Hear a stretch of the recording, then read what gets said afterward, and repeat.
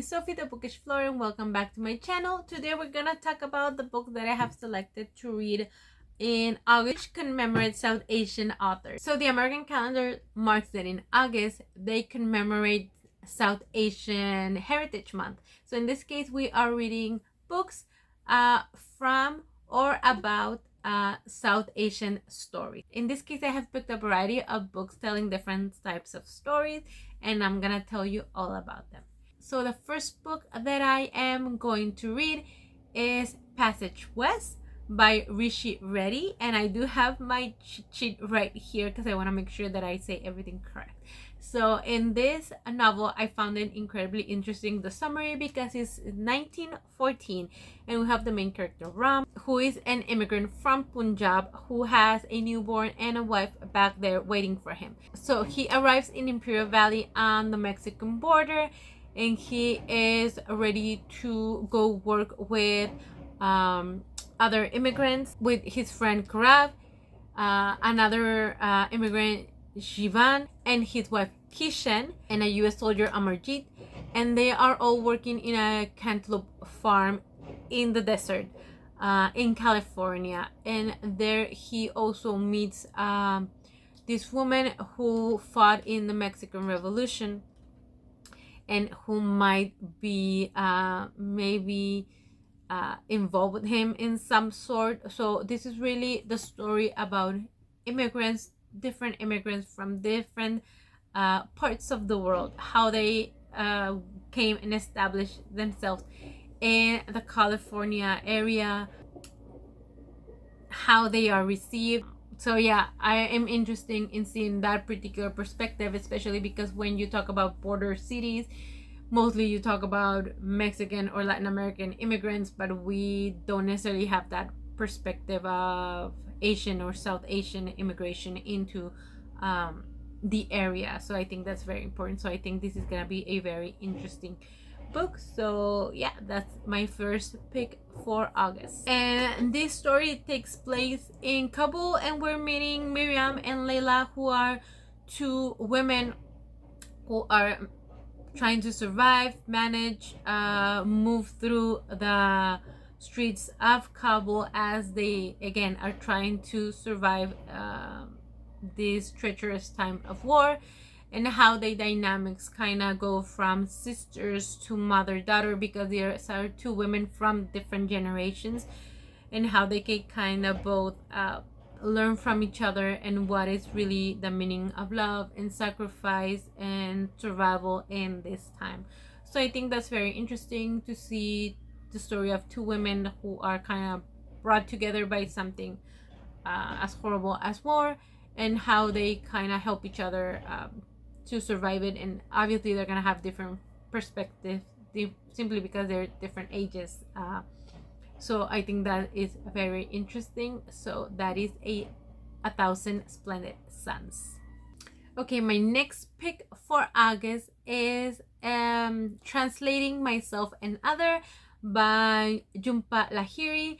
And this is a book of essays reflecting on the work of translating or translation. So as I was doing a little bit of research on Jhumpa Lahiri, she is a woman who was born in London. Her parents are Indian immigrants from West Bengal.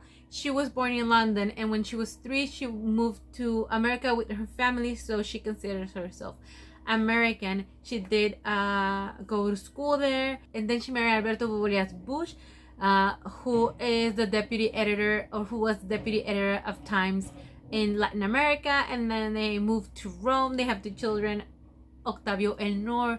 So what I'm trying to say this is that there's so much culture intersected in her life, or injected in her life from different places, that you're gonna get a book with a lot of reflection of what is the meaning of translation.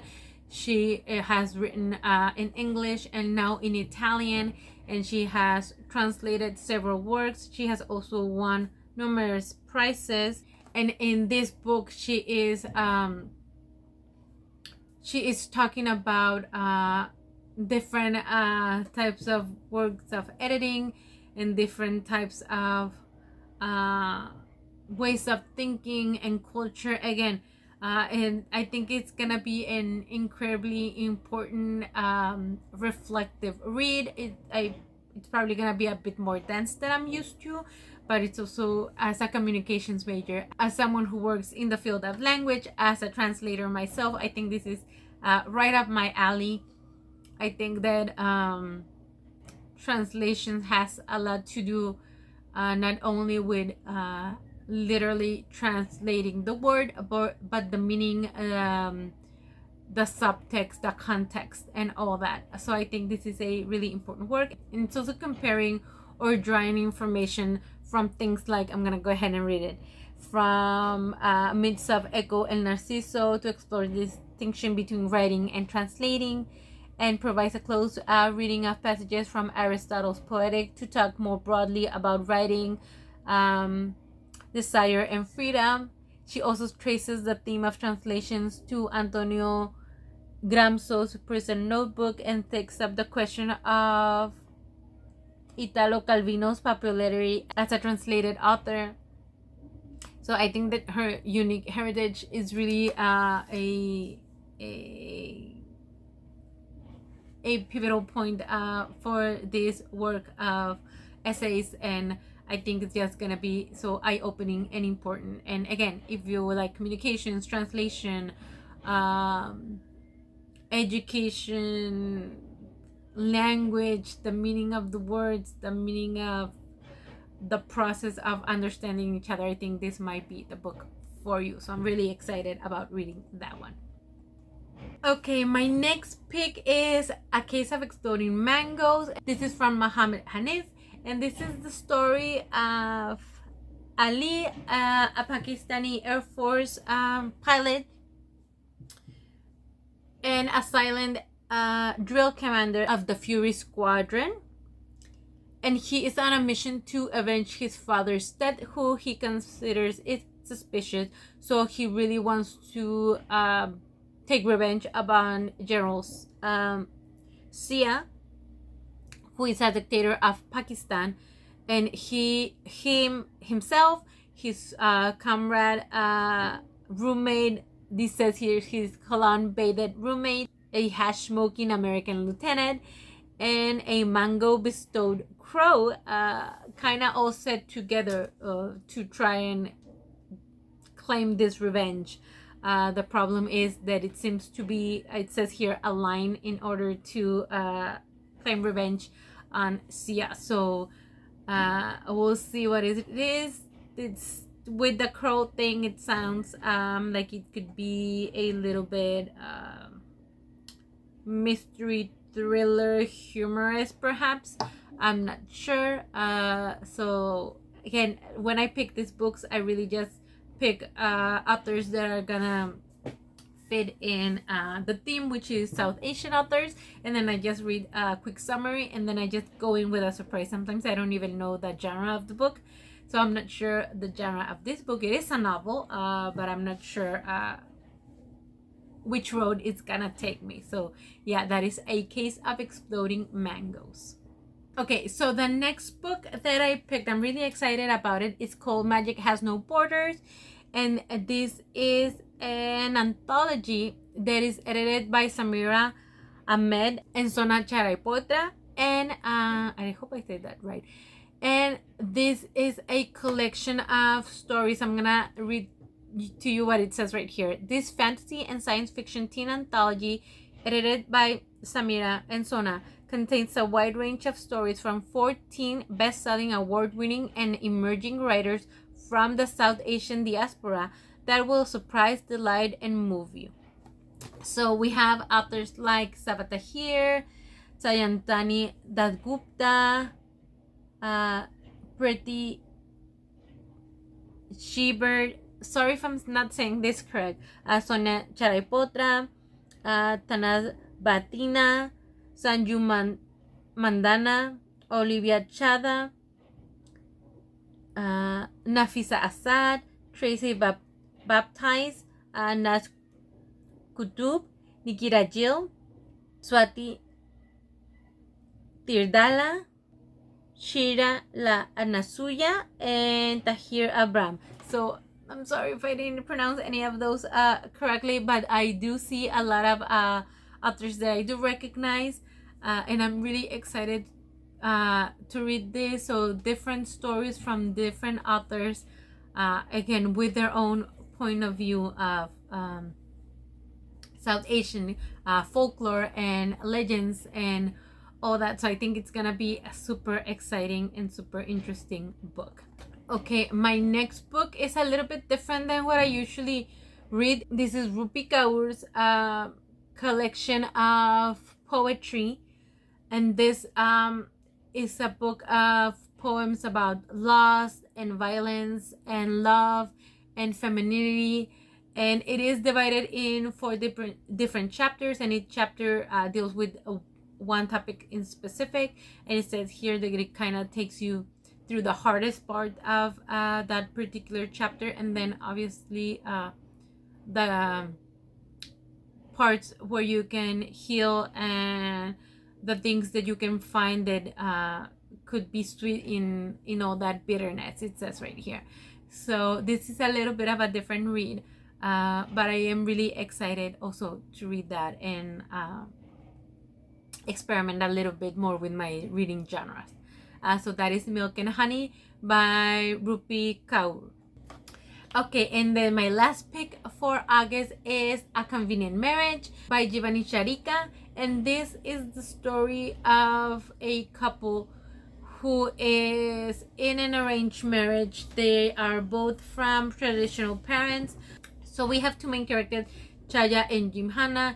Chaya is a very devoted daughter. She wants to follow in family traditions. She wants to respect her parents and follow their traditional Sri Lankan culture rules or parameters that they have established.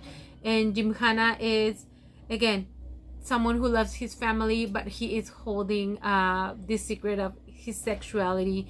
And when they arrange a marriage between Jimhana and Chaya, they feel like that is the perfect solution. They have friendship, they have a mutual agreement, so everything seems to be going correctly until the point where they both fall in love with other people.